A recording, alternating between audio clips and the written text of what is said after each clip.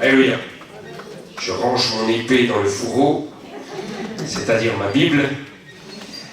Alléluia. Je m'arme de mes lunettes, made in France. Ouais. Bah oui, c'est normal.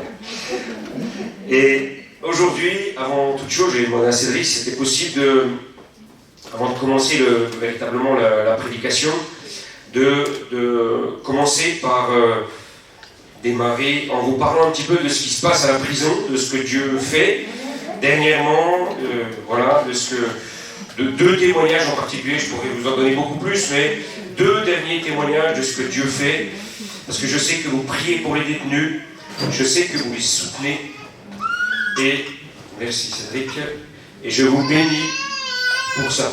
Alléluia. Alors, il y a un détenu en ce moment, toutes les 3 semaines, je suis à Montbéliard, enfin l'église de Sochaux, plus précisément parce qu'il y a un détenu qui vient de sortir et que j'accompagne. C'est quelqu'un qui avait connu le Seigneur et puis qui l'a de nouveau reconnu en prison. Il est sorti aujourd'hui. Et le plus difficile pour un détenu, c'est pas, je dirais, de sortir de prison, c'est de ne plus y rentrer de nouveau. C'est-à-dire d'éviter la récidive. Voilà. Et puis pour ça, il y a besoin d'un accompagnement. Et c'est quelqu'un que je suis. Et le Seigneur a déjà commencé à faire quelque chose d'extraordinaire dans sa vie. C'est que c'est quelqu'un qui se droguait. Il prenait, pour être plus précis, de la méthadone pendant des années. C'est un substitut à la drogue. Mais c'est comme la drogue, c'est un poison un peu édulcoré. C'est ça, la méthadone. Et par la grâce de Dieu, depuis 1 mois, cet homme il était délivré totalement de la méthadone. Il m'a dit, je me sens bien aujourd'hui. Sans cette méthadone. Et quand il est sorti, il a retrouvé sa fille qui était enceinte et qui a accouché d'un petit bébé, d'un petit Diego. Et quand le bébé est né, eh ben, il s'est passé quelque chose de particulier, c'est que l'enfant il pleurait tout le temps. Tout le temps. Il s'est griffé, il avait des griffures sur tout le visage, il était tout le temps de la fièvre. Et il se demandait ce qui se passait. En fait, c'est parce que la maman continuait à se droguer pendant la grossesse. Elle prenait des drogues dures, des drogues aussi un petit peu moins dures, et pour un cocktail détonnant qui s'appelle avec des somnifères. Il paraît que ça augmente le trip, le voyage en anglais, en plein milieu, et c'est ce qu'elle prenait, et elle a oublié de le dire, elle n'avait pas jugé bon de le dire à l'obstétricien, etc.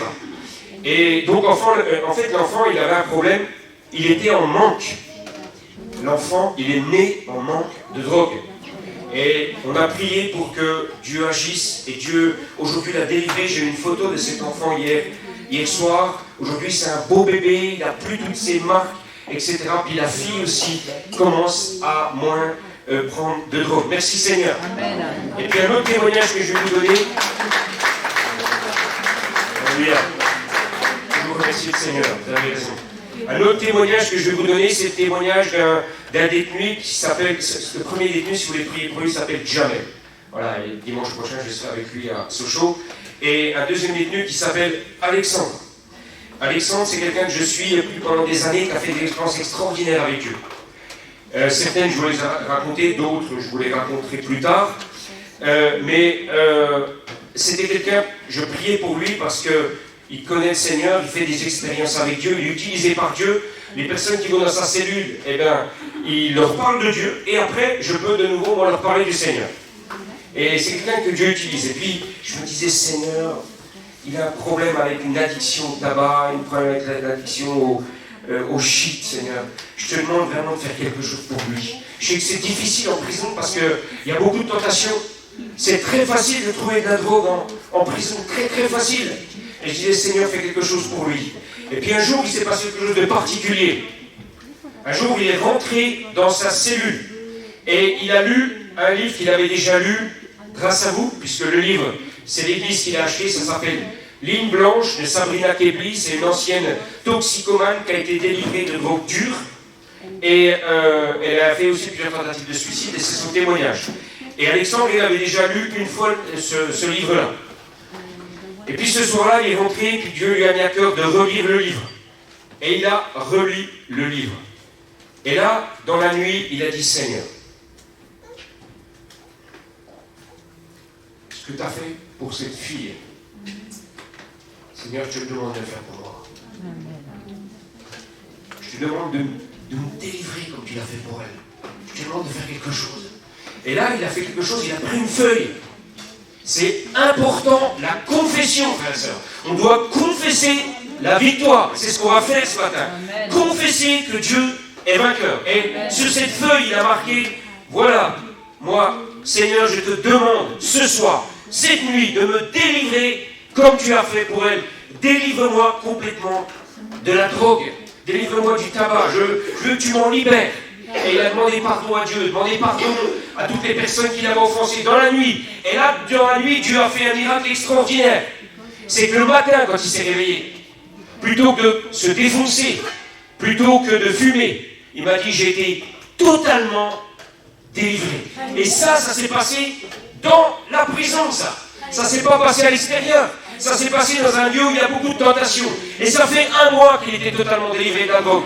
Il m'a dit, je vais beaucoup mieux. Je peux raisonner parce que ça m'anesthésie. La drogue, ça me rend complètement fou des fois. Il a une meilleure peau, il a un meilleur visage. Et puis Dieu l'a béni. Parce qu'il a pu avoir un travail. On lui a proposé un travail aux cuisines. On lui a dit, si ça ne vous convient pas, il y a quelque chose de mieux pour vous. Comme vous aimez le sport, on va créer un poste pour vous. Vous allez être Oxysport. Donc il s'occupe de la salle de musculation. Comme ça, il aime bien le sport, il peut en faire aussi du sport. Alléluia. Vous dire que le Seigneur est merveilleux. Seigneur, il est bon. Alléluia. Et maintenant, je vais plus précisément entrer dans mon message. Je vais continuer la suite des messages que j'avais fait, la série sur la foi. Le 4 octobre 2020, la dernière fois que j'avais prêché, on avait parlé de la foi victorieuse de David. Aujourd'hui, on va parler de la foi. Gardez la foi dans l'épreuve, à l'instar de Job. C'est pour ça que je remercie Cédric, le Seigneur, pour la conduite. Le dernier chant. Quand les épreuves sont là, quand tu ne remontes pas, rien ne va. Il faut que je garde la foi en toi. Et Dieu voulant, le 8 août 2021, donc prochain, on parlera de garder la foi malgré les retards apparents de Dieu. Et pour ça, on va s'adresser à un expert. Quelqu'un qui sait de quoi il parle. L'épreuve, lui, il la connaît parce qu'il l'a vécue. Il est expert en la matière, il est bon conseil. C'est Job. Montaigne, il disait, on ne parle bien que de ce qu'on connaît. Et Job, lui, parle de quelque chose qu'il connaît. Et pour ça, on va lire Job 1:1.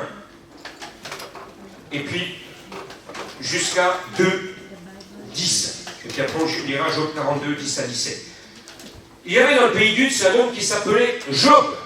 Et cet homme était intègre et droit. Il craignait Dieu et se détournait du mal. Il lui naquit 7 fils et 3 filles. Il possédait 7000 brebis, 3000 chameaux, 500 paires de bœufs, 500 ânesses et un très grand nombre de serviteurs. Et cet homme était le plus considérable de tous les fils de l'Orient. Ses fils allaient les uns chez les autres et donnaient tour à tour un festin. Et ils invitaient leurs 3 sœurs à manger et à boire avec eux. Et quand les jours de festin étaient passés, Job appelait et sanctifiait ses fils, puis il se levait de bon matin et offrait pour chacun d'eux un holocauste, car Job disait, peut-être mes fils ont-ils péché, ont-ils offensé Dieu dans leur cœur. C'est ainsi que Job avait coutume d'agir. Or les fils de Dieu vinrent un jour se présenter devant l'Éternel, et Satan vint aussi au milieu d'eux. L'Éternel dit à Satan, d'où viens-tu? Et Satan répondit à l'Éternel, de parcourir la terre et de m'y promener. L'Éternel dit à Satan, as-tu remarqué mon serviteur Job? Il n'y a personne comme lui sur la terre. C'est un homme intègre et droit, craignant Dieu et se détournant du mal. Et Satan répondit à l'Éternel, est-ce d'une manière désintéressée que Job craint Dieu? Ne l'as-tu pas protégé, lui, sa maison et tout ce qui est à lui? Tu l'as béni, l'œuvre de ses mains, et ses troupeaux couvrent le pays. Mais étends ta main, touche à tout ce qui lui appartient, et je suis sûr qu'il te maudit en face. L'Éternel dit à Satan, voici tout ce qui lui appartient, je te le livre, seulement ne porte pas la main sur lui. Et Satan se retira de devant la face de l'Éternel. Un jour que les fils et les filles de Job mangeaient et buvaient du vin dans la maison de leur frère aîné, il arriva auprès de Job un messager qui dit, les bœufs labouraient et les ânesses paissaient à côté d'eux. Des Sabiens se sont jetés dessus, les ont enlevés et ont passé les serviteurs au fil de l'épée. Et je me suis échappé, moi seul, pour t'en apporter la nouvelle. Il parlait encore lorsqu'un autre vint et dit, le feu de Dieu est tombé du ciel, a embrasé les brebis et les serviteurs et les a consumés, et je me suis échappé moi seul pour t'en apporter la nouvelle. Il parle encore lorsqu'un autre vint et dit, des Chaldéens formés en 3 bandes se sont jetés sur les chameaux, les ont enlevés et ont passé les serviteurs au fil de l'épée, et je me suis échappé, moi seul, pour t'en apporter la nouvelle. Il parle encore lorsqu'un autre vint et dit, tes fils et tes filles mangez et buvez du vin dans la maison de leur frère aîné. Et voici un grand vent est venu de l'autre côté du désert et a frappé contre les 4 coins de la maison. Et il s'est écroulé sur les jeunes gens et ils sont morts. Et je me suis échappé, moi seul, pour t'en apporter la nouvelle. Alors Job se leva, déchira son manteau et se rasa la tête. Puis se jetant par terre, il se prosterna et dit, je suis sorti nu du sein de ma mère. Et nu, je retournerai dans le sein de la terre. L'Éternel a donné. L'Éternel a donné. Amen. Que le nom de l'Éternel soit béni. Tout cela, Job ne pécha point et n'attribua rien d'injuste à Dieu. La suite. Or les fils de Dieu vers un jour se présentaient devant l'Éternel, et Satan vint aussi au milieu d'eux se présenter devant l'Éternel. L'Éternel dit à Satan, d'où viens-tu? Et Satan répondit à l'Éternel, de parcourir la terre, de m'y promener. L'Éternel dit à Satan, as-tu remarqué mon serviteur Job? Il n'y a personne comme lui sur la terre. C'est un homme intègre et droit, craignant Dieu et se détournant du mal. Il demeure ferme dans son intégrité. Et tu m'excites à le perdre sans motif. Et Satan répondit à l'Éternel, peau pour peau. Tout ce que possède un homme, il le donne pour sa vie.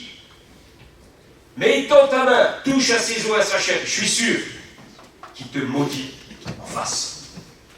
L'Éternel dit à Satan, voici, je te le livre seulement. Épargne sa vie. Et Satan se retira devant la face de l'Éternel. Puis il frappa Job d'un ulcère malin, depuis la plante du pied jusqu'au sommet de la tête. Et Job prit un tesson pour se gratter et s'assit sur la cendre. Sa femme lui dit, tu demeures ferme dans ton intégrité. Maudit Dieu et meurs.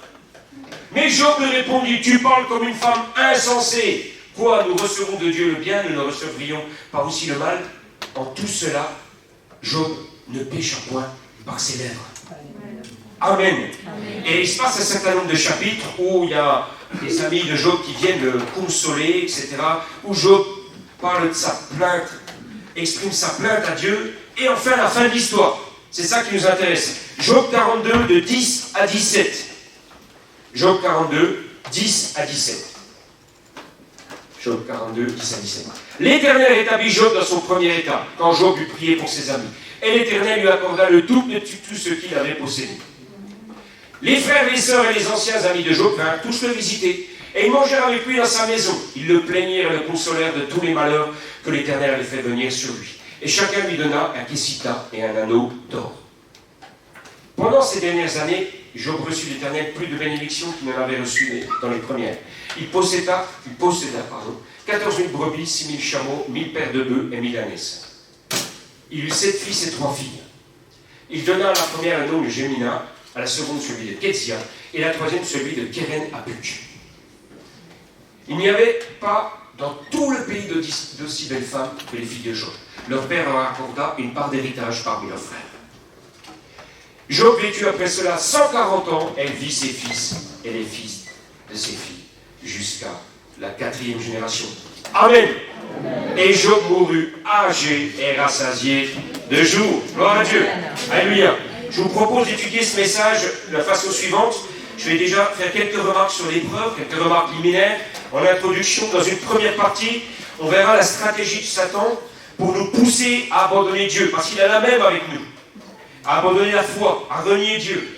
Deuxièmement, on verra la victoire de Job dans l'épreuve, parce que c'est un modèle du genre, Job. Et puis enfin, on verra les buts qui sont poursuivis par Dieu dans l'épreuve. Frères et sœurs, je vais prêcher autant à vous qu'à moi. Alléluia. Amen.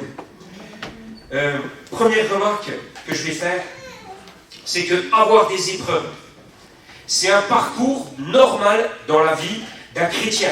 Il n'y a rien d'anormal à avoir des épreuves. Les épreuves peuvent prendre, vous savez aussi bien que moi, toutes sortes de formes. Et ça peut être une rupture sentimentale, ça peut être un problème de santé, ça peut être un problème dans son entreprise, si on est chef d'entreprise, ça peut être un problème de chômage, un problème de couple, un problème avec ses enfants. Alors il est vrai que, merci Seigneur, parce que parfois dans la vie chrétienne, le ciel est bleu, la mer est turquoise, Le clapotis de l'eau nous endort. Le sable est chaud. Il y a un vent marin dans les palmiers. Tout ça, ça arrive. Enfin, moi, à Bregy, pas tellement, hein, parce que c'est plutôt, je dirais, la forêt, et plutôt des cailloux, ou l'herbe. Mais des fois, ça arrive, ça. Mais vous savez, être chrétien, frère, ça, c'est pas être épargné de tout. Être chrétien, c'est pas la sécurité sociale, la complémentaire ou l'assurance vie. Être chrétien, on peut être... Parce que si on croit ça, comme la doctrine de la prospérité le dit, on va être ébranlé, on va être déstabilisé quand l'épreuve va nous arriver. Jean 16, 33 dit, Jésus dit, vous aurez des tribulations dans le monde, mais prenez courage. Moi, j'ai vaincu le monde.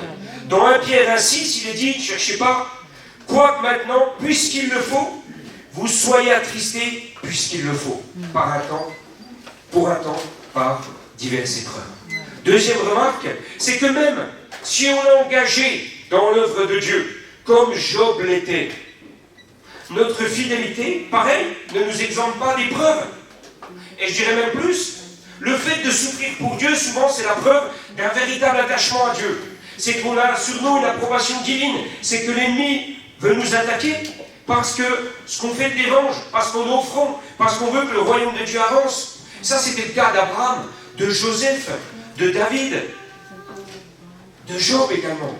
Troisième remarque, l'épreuve n'est pas toujours, je dirais même très rarement, le résultat d'un péché caché, d'une vie dissolue. Il ne faut pas croire ça. L'épreuve, c'est vrai, peut parfois être la conséquence de mauvais choix. Je me saoule, je prends ma voiture, j'ai un accident, je plie le taux, je plie l'arbre, je vais aux urgences. Là, eh ben, c'est sûr que j'ai une épreuve. Mais cette épreuve-là, ben, c'est mes mauvais choix. Mais on peut être durement éprouvé, être en règle avec Dieu, avoir une vie qui honore Dieu. Quatrième remarque, c'est que l'épreuve, elle a un début et elle a une fin. L'épreuve, elle peut durer longtemps. Elle peut durer très longtemps, beaucoup trop longtemps à notre goût. Mais Dieu, il mettra un terme quand elle aura atteint les objectifs que Dieu poursuit au travers d'elle. Alléluia. Quand l'épreuve, elle dure longtemps, l'ennemi va nous faire croire qu'elle n'aura pas de fin. Que c'est notre lot, que ça sera comme ça jusqu'à la fin. Ça, c'est faux, frère, ça. C'est faux. Job, son épreuve en est la preuve. Cinquièmement, quelque chose d'important, il faut savoir que Dieu n'est pas glorifié par notre souffrance. Parce que sinon, on arrive à toutes sortes de dérives. Comme le vendredi saint, par exemple aux Philippines, les gens ils sont crucifiés parce qu'ils croient que ça va plaire à Dieu qu'ils soient dans la souffrance. Ils n'ont pas compris le sacrifice de Christ. Ce qui glorifie Dieu, frères et sœurs, c'est pas notre souffrance. Ce qui glorifie Dieu, ce qui l'honore, c'est qu'on continue à le servir, c'est qu'on continue à marcher pour lui malgré l'épreuve. C'est ça qui honore Dieu. Amen. Sixième remarque, c'est que dans l'épreuve, c'est Satan qui nous afflige. C'est pas Dieu. Et c'est curieux parce qu'on ne voit jamais les gens dans la rue qui lèvent le poing contre Satan en disant « Tu m'as affligé, tu m'as fait du mal ». Qu'est-ce que les gens font? Ils disent « Dieu, tu m'as fait ça, je te maudis ». C'est Satan qui nous afflige. On va voir la responsabilité de Dieu. Dieu permet ces choses-là. On va en parler après. Septièmement, l'épreuve, elle permet à Dieu de tester la valeur de notre foi. Saint-Exupéry, il a dit « Notre foi vaut ce qu'elle vaut dans le désert. » Pas quand tout va bien, quand le ciel est bleu, quand les oiseaux chantent, quand c'est merveilleux. Quand on est dans la galère. Comme disent les jeunes. Je suis à la fin de ma vie. Là. C'est la galère absolue. Voilà. Je suis au bout de ma vie. Voilà. Je suis au bout de ma vie, exactement. T'imagines pas, papa, maman, je suis au bout de ma vie. Voilà. Et notre foi vaut ce qu'elle vaut dans le désert. Je vais prendre un exemple. À côté de Montbéliard, à Belchamp.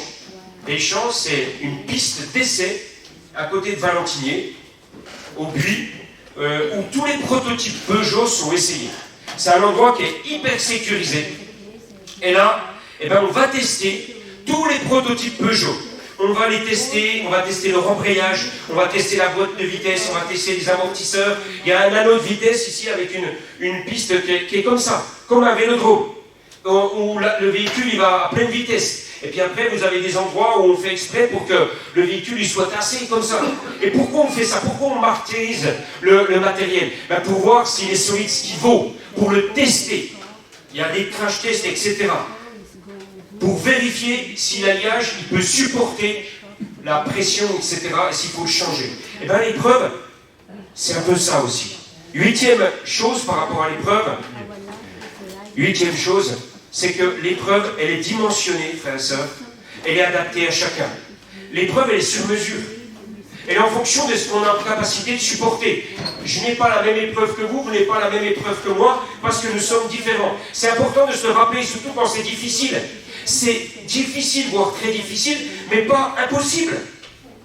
Si j'avais, je ne sais pas vous, à supporter le millième de l'épreuve de Job, lui c'est un champion hors norme de la foi. Mais j'explose en vol. Olivier Michel l'a dit. Vous ne voyez plus. Mais vous savez, il y a une promesse dans la parole de Dieu.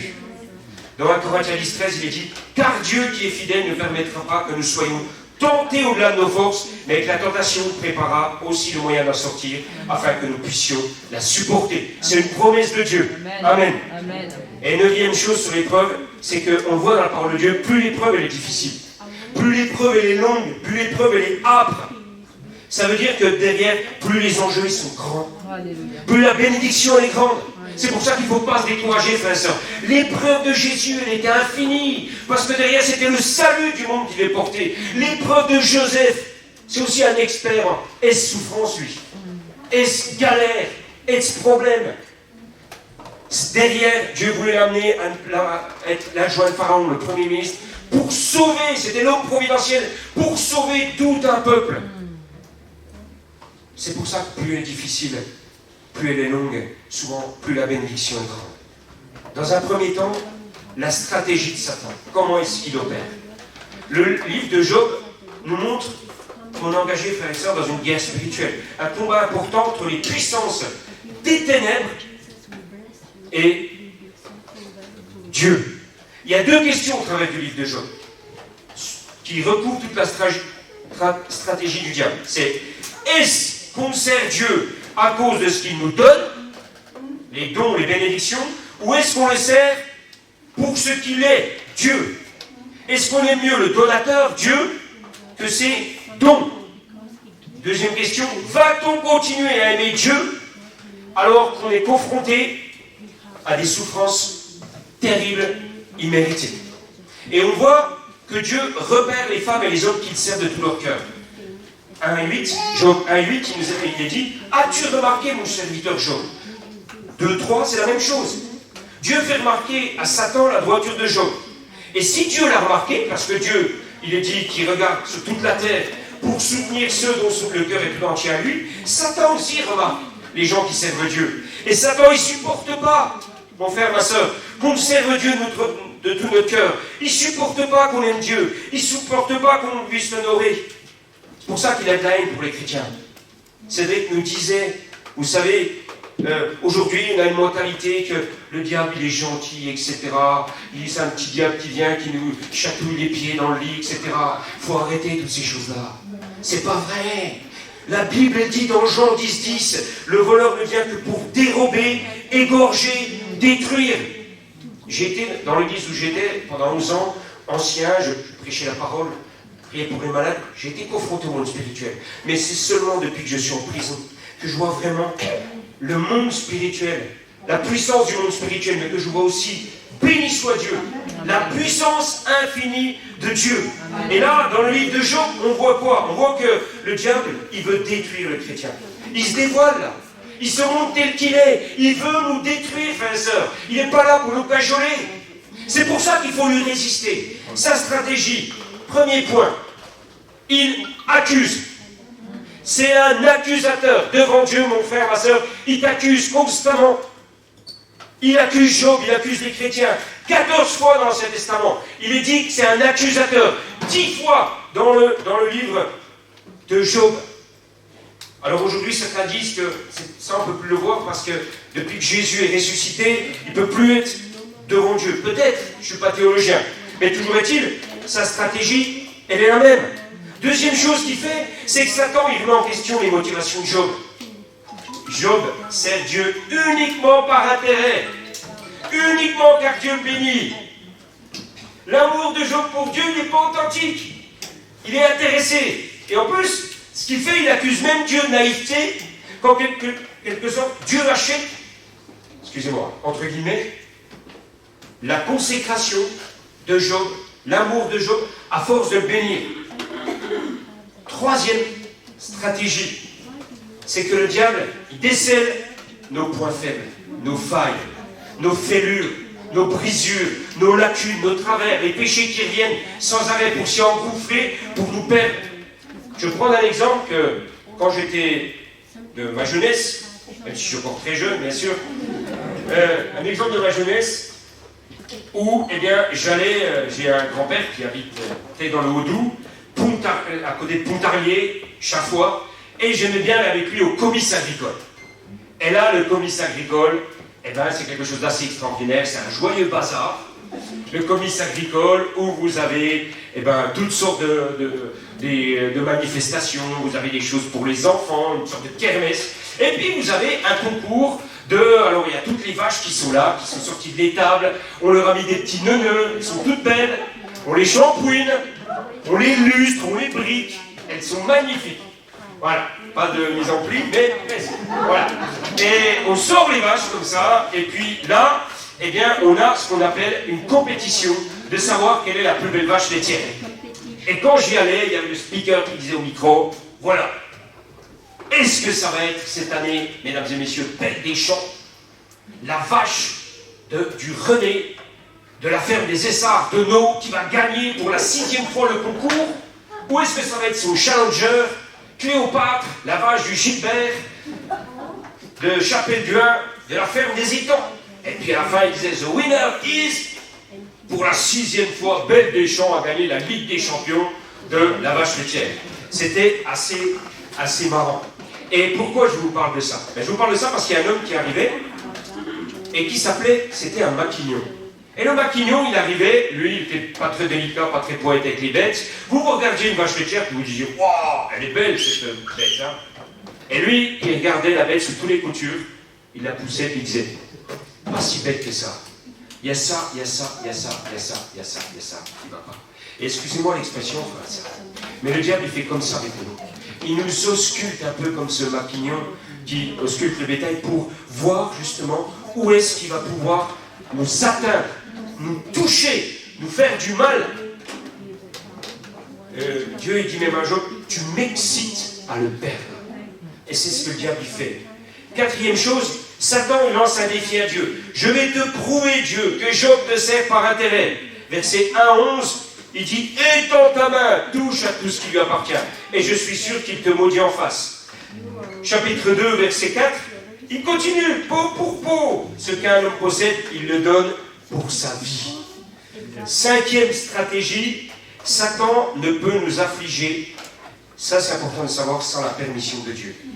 Il ne fait que ce que Dieu lui permet de faire. Dieu limite son champ d'action. Dieu, en quelque sorte, il a deux volontés. La première volonté de Dieu, c'est une volonté créatrice. Dieu dit que la lumière soit, la lumière fut. Jésus va vers un aveugle, vers un lépreux, lui dit je le veux, sois pur. Ça, c'est la volonté créatrice de Dieu. Deuxième volonté de Dieu, c'est la volonté permissive de Dieu. Dieu permet. Là, Dieu, il permet l'épreuve. Il n'en est pas l'auteur, l'instigateur. Ce qu'il fait, c'est qu'il va permettre à l'ennemi de nous affliger. Mais ce qui est merveilleux, Dieu est tellement fort, que même sur des choses qui ne dominent pas en apparence, eh bien, au final, elles le servent. Elles servent sa gloire comme l'épreuve sert ses objectifs et ses desseins. Chapitre 1, verset 12, il est dit, voici tout ce qui lui appartient, je te le livre. Mais Dieu limite. Ne touche pas à sa vie, dans un premier temps. Deuxièmement, verset 2, 6, voici, je te le livre, épargne sa vie. Deuxième limitation. Sixièmement, la graduation dans l'épreuve. L'ennemi, qu'est-ce qu'il va faire, frère? l'ennemi, il va de plus en plus fort. Il commence par attaquer ses biens, ses serviteurs, ses enfants. Et Job, il tient bon. Qu'est-ce qu'il fait? Il va plus loin. Il le frappe d'un cancer malin, c'est-à-dire d'un cancer de la peau. Une sorte de plaie vive. On peut supposer que c'était, encore une fois, un cancer de la peau assez terrible. On ne s'imagine pas comme Job était. Quand ses amis l'ont vu, ils ne l'ont pas reconnu. Job, c'était quelqu'un qui était flamboyant. Job, c'était quelqu'un où on voyait qu'il avait l'onction de Dieu. Là, c'était un être décharné, Job. C'était un être qui avait sûrement perdu du poids, avec toute la peau sur les os, qui n'était plus rien. Il se grattait avec un tesson de bouteille. Et Job, qu'est-ce qu'il fait? Il tient bon. Il continue son travail de sape ennemi. D'usure. Il veut que Job renie Dieu. Il veut que Job abandonne sa foi. Et là, il va aller plus loin. Ah, je vais t'avoir. Il va le toucher dans son affection. L'ennemi nous touche dans nos affections.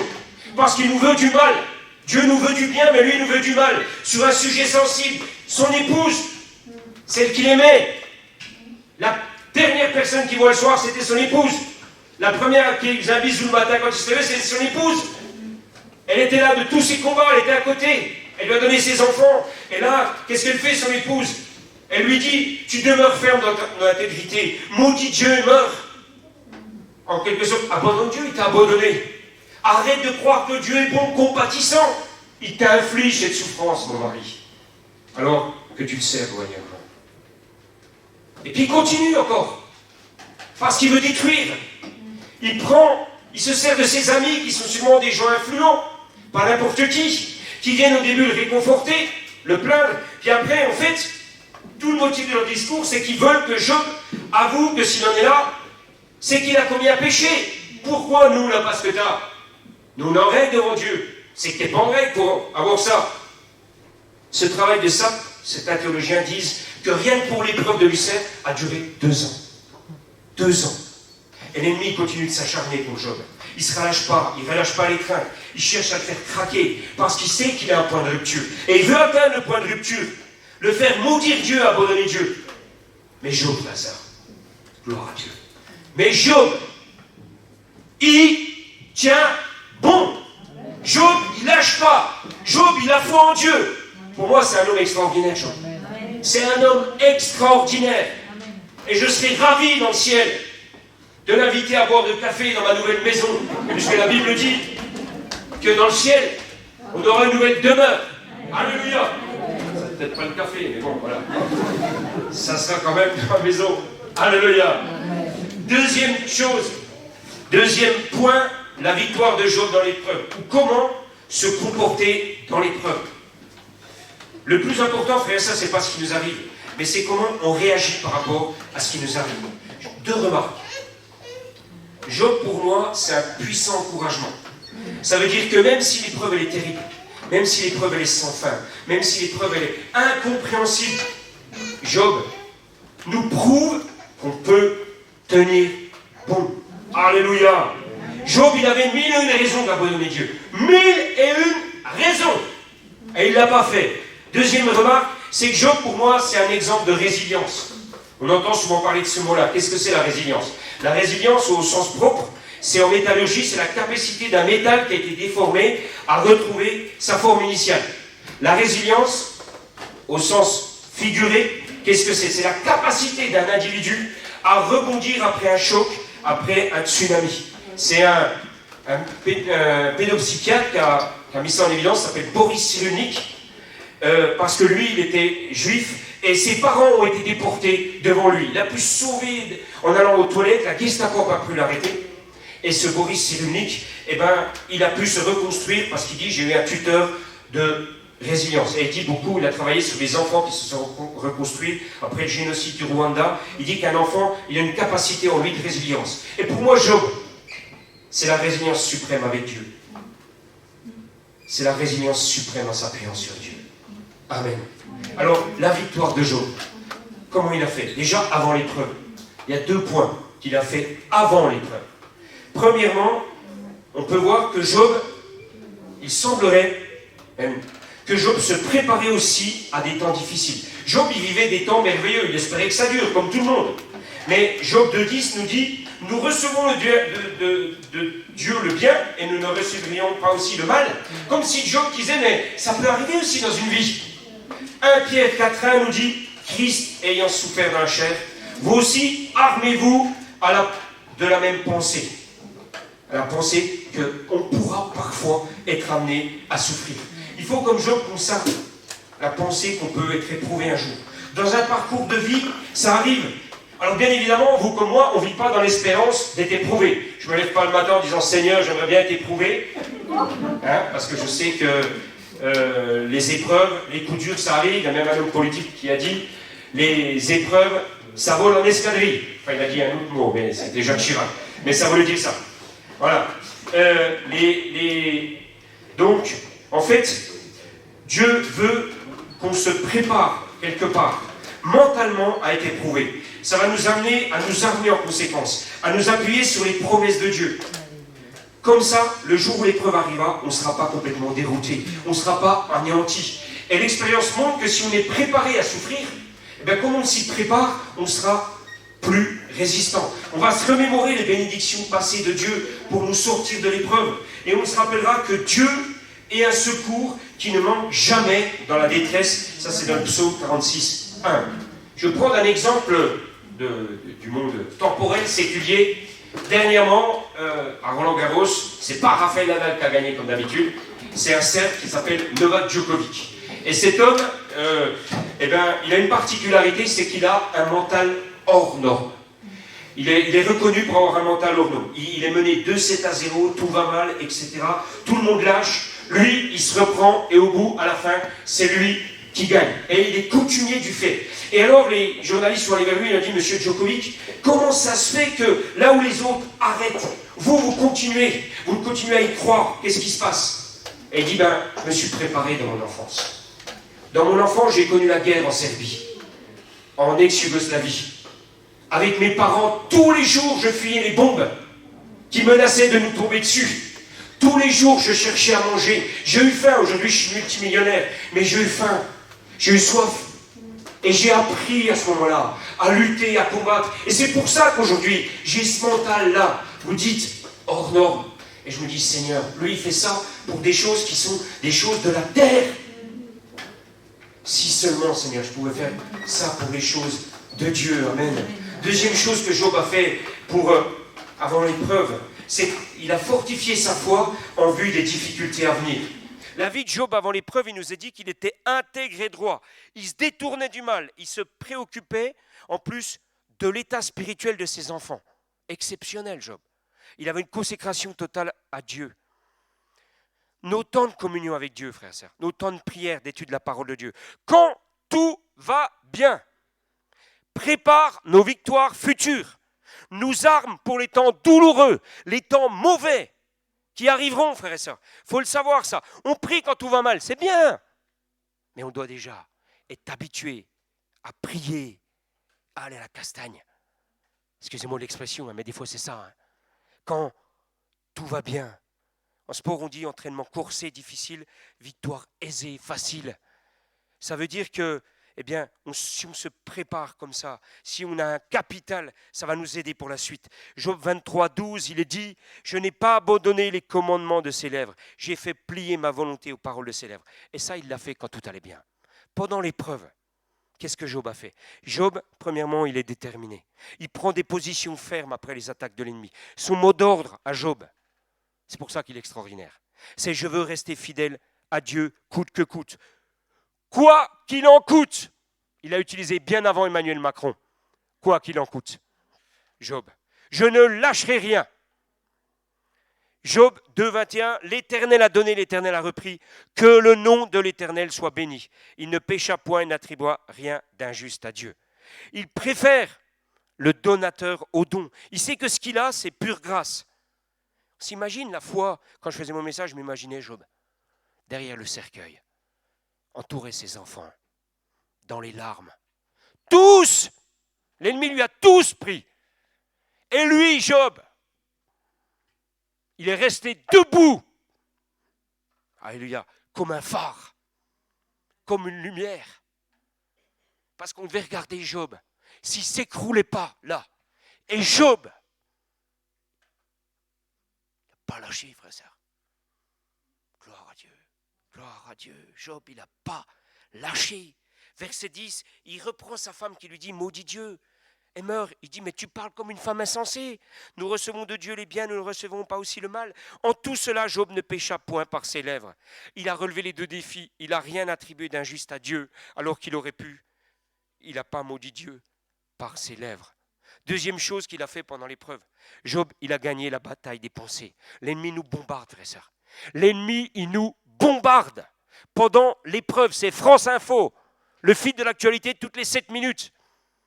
Et sans arrêt ça, il y a des pensées, le sentiment d'incompréhension. Job, il était dans le brouillard, il ne comprenait rien.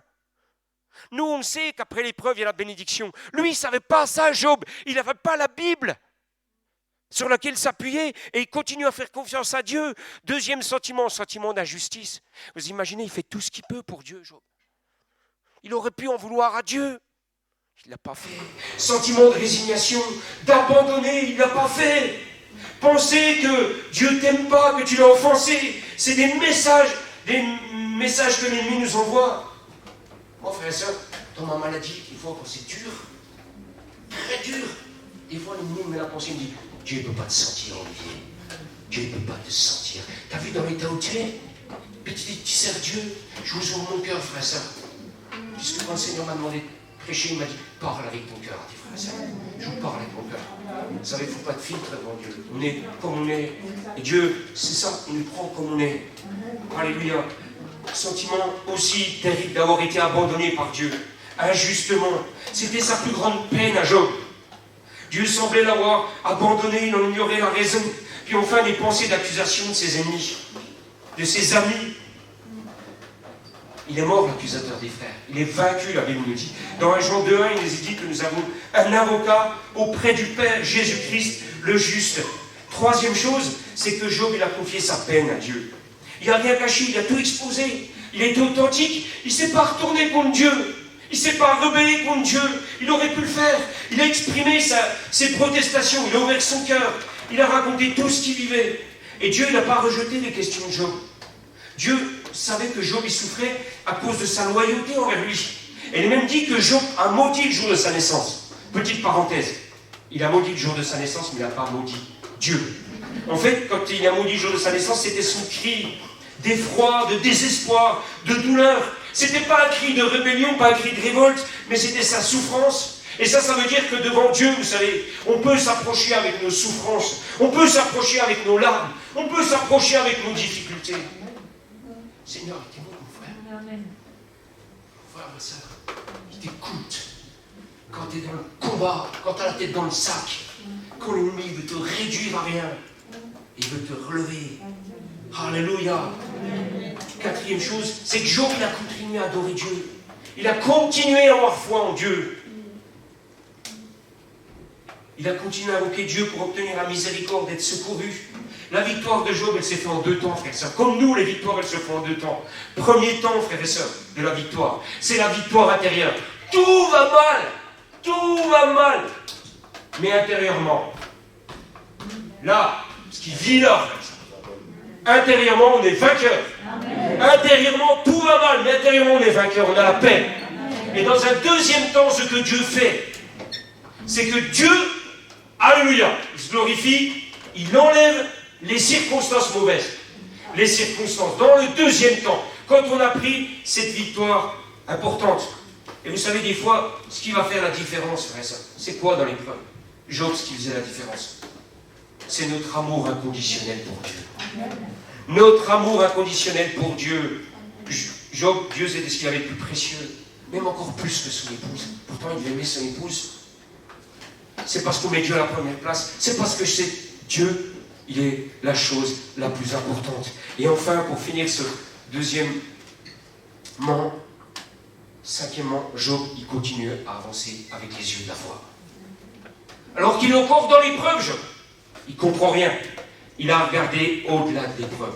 Bien plus loin, il s'est projeté sur son navire éternel. Et là, je vais demander s'il veut bien le mettre, Job 19, 25. Confession de Job. Job 19, 25. Voilà ce qu'il dit, Job. Je vais vous le lire en attendant. Mais je sais que mon Rédempteur est vivant et qu'il se lèvera le dernier sur la terre. Alléluia. La suite. Quand ma peau sera détruite, il se lèvera. Quand j'aurai plus de chair, je verrai Dieu. La suite. Je le verrai, il me sera favorable, mais je le verrai. Tes yeux, ma soeur, mon frère, le verront, les miens aussi, et non ceux d'un autre. Mon âme languit d'attente au-dedans de moi. Voilà la confession d'un héros de la foi. Alléluia. Et enfin, troisième et dernière partie, la contre-offensive de Dieu. Les buts poursuivis par Dieu au travers de l'épreuve. Le livre de Job, frère et sœur, nous montre qu'il y a des enjeux spirituels qui sont énormes. On ne les connaît pas, qui nous dépassent. Il ne faut pas chercher à tout comprendre, parce qu'on ne peut pas tout comprendre. Mais le livre de Job nous donne quand même quelques explications. Il y a un sens derrière tout ça. On n'est pas des pions à la dérive. On ne vit pas dans une loterie quand on est chrétien. Le but de Dieu, c'est de nous aider, il faut en être convaincu, à surmonter toutes nos crises, toutes nos épreuves, tous nos coups durs. Il faut proclamer toutes nos galères.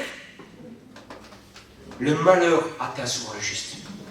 Mais l'Éternel l'en délivre, parfois, quelquefois, quand il a le temps, toujours. Amen. Alléluia.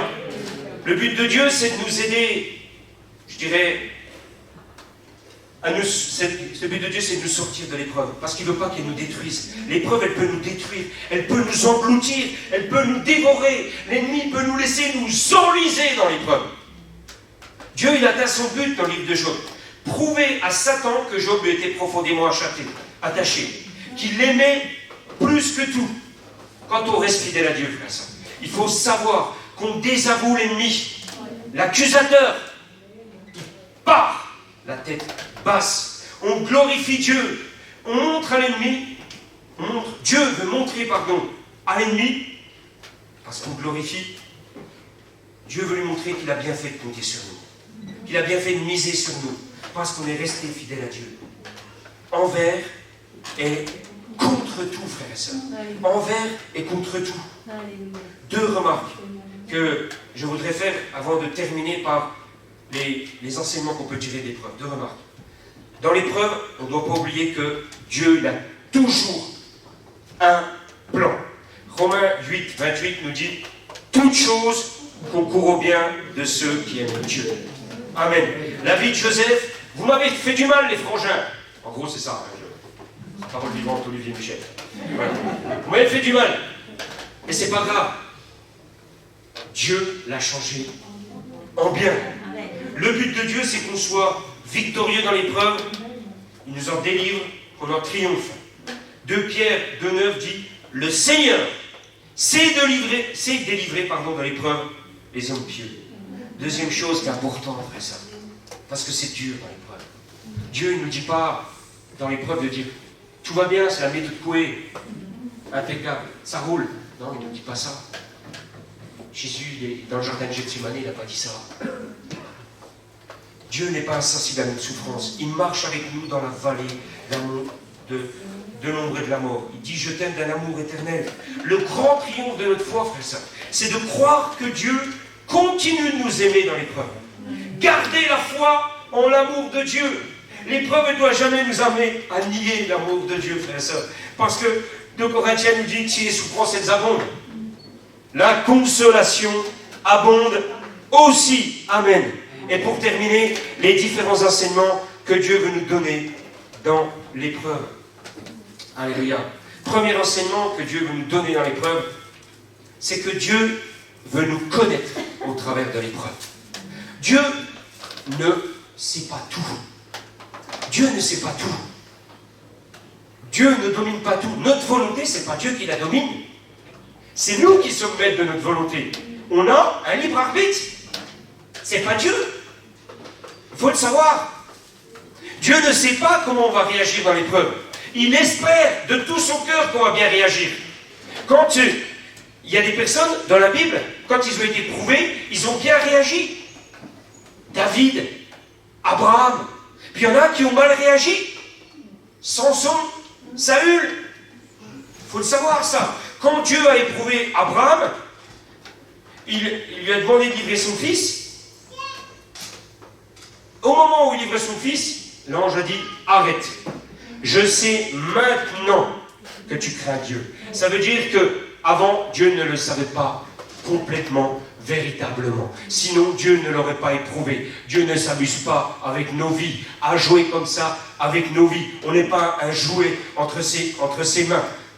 Dieu nous éprouve pour savoir si on lui est vraiment fidèle. C'est pour ça qu'il éprouve notre foi. Notre foi, elle passe au révélateur, au catalyseur.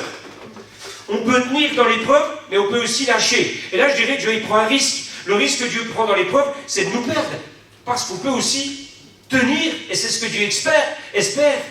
Mais on peut aussi ne pas tenir. Alléluia. Deuxième chose, c'est que Dieu, il veut nous fortifier par l'épreuve. Il veut nous fortifier, il veut la faire grandir. La foi de Job, elle a franchi un grand palier après l'épreuve. Notre foi, c'est basique, mais c'est vrai, elle est beaucoup plus forte après l'épreuve qu'avant l'épreuve. C'est un processus classique de croissance. À l'université, au lycée, à l'école, on passe des épreuves pour savoir si on peut accéder à la classe supérieure, si on peut aller plus loin. Avec Dieu, c'est pareil. Troisième chose, c'est que Dieu se sert de l'épreuve pour nous façonner, pour nous transformer, pour nous modeler, pour nous faire ressembler davantage à l'image de Jésus. L'épreuve, elle nous épure, elle enlève ce qui est mauvais en nous, elle enlève les scories. Et ça peut se faire, frères et sœurs, seulement avec l'épreuve. Seulement avec l'épreuve. Dieu a besoin de changer nos cœurs. Alléluia, c'est pour ça que des fois je me dis, je veux changer mon maillot, vive la campoyote, et je vais mettre en construction. Voilà. Parce qu'on est en construction, frères et sœurs. On est en construction. Mais je ne mettrai pas chantier interdit au public. Voilà. Alléluia. Quatrième chose, c'est que l'épreuve, elle nous apprend à dépendre de Dieu, à compter plus sur lui, à nous appuyer davantage sur lui. Dans l'épreuve, des fois, on n'a plus rien. On n'a plus que le Seigneur. Et on s'abandonne à lui puisqu'on n'a plus que lui. C'est notre raison de vivre. Et Dieu veut qu'on sache, dans ces moments-là, qu'il est à nos côtés. Et quelque chose d'extraordinaire, c'est qu'il nous donne les ressources. Il nous donne les forces pour arriver à surmonter l'épreuve. Pourquoi ? Parce qu'il nous aime. Jacques 5,11 dit « Ayant entendu parler de la patience de Job, vous avez vu la fin que le Seigneur lui accorda, car il est plein de miséricorde et de compassion. » Amen. Dieu est plein de miséricorde et de compassion. Cinquièmement, Dieu se sert de l'épreuve aussi pour qu'on puisse avoir une plus grande intimité avec lui, une plus grande communion avec lui. C'est ce que Job a eu. Job 42, verset 5, il est dit « Mon oreille a entendu parler de toi. Et maintenant, mon œil te voit. C'est pourquoi je me condamne et je me repens sur la poussière et sur la cendre. » On vit grâce à l'épreuve quelque chose de plus profond avec Dieu, une relation plus vraie. Amen. Sixièmement, dans l'épreuve, on expérimente la toute-puissance de Dieu, la délivrance de Dieu, le secours de Dieu, sa bienveillance. Job 42.1, il est dit « Je reconnais que tu peux tout et que rien ne t'est impossible. » Alléluia. Job, il a reçu le double de bénédiction. On voit le double de bétail, le double de biens. Il a eu des garçons, des filles, même des filles qui étaient très belles. Il a retrouvé son épouse, puisqu'il n'est pas dit que c'est avec une autre qu'il a fait ses nouveaux enfants. Pour nous, c'est pareil, frères et sœurs. Les plus belles expériences qu'on a vécues, c'est quand on était dans la fournaise de l'épreuve. Quand on vient au micro, on dit voilà, je me suis retrouvé dans cette impasse. Je me suis retrouvé là, il n'y avait pas de solution humaine.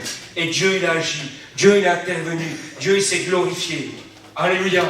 Septièmement, l'épreuve, elle forge notre caractère. On parle de maturité spirituelle. Grandir à la mesure de la stature parfaite de Christ. Facile de dire ça, hein. Ça prend 16 secondes. Mais ça prend du temps pour y arriver.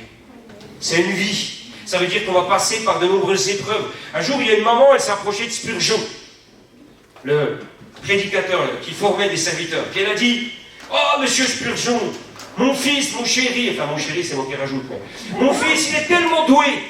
Il n'y a pas besoin de faire passer par tout le processus des pasteurs qui est long, etc., où vous les éprouvez.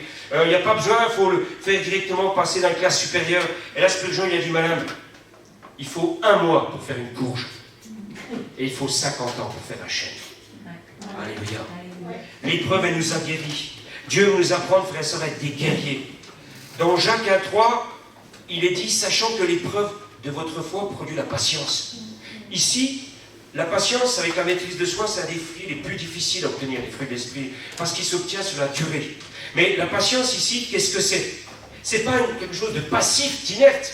La patience, c'est la volonté de ne pas laisser déstabiliser par quoi que ce soit sur le temps. La volonté de ne pas être découragé. La volonté de continuer envers et contre tout. C'est ça la patience.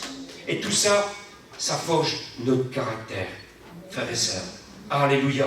8e, Dieu utilise l'épreuve pour nous rendre capables d'encourager, d'exhorter, de réconforter les autres croyants.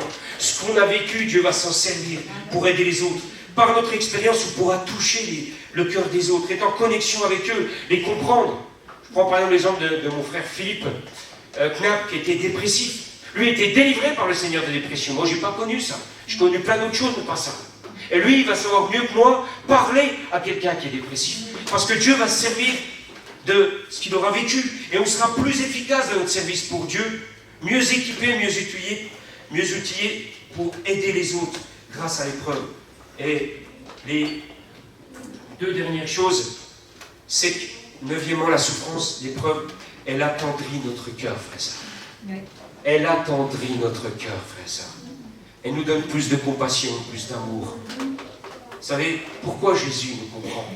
Jésus nous comprend parce que la Bible dit « homme de douleur, habitué à la souffrance ». C'est pour ça qu'il nous comprend.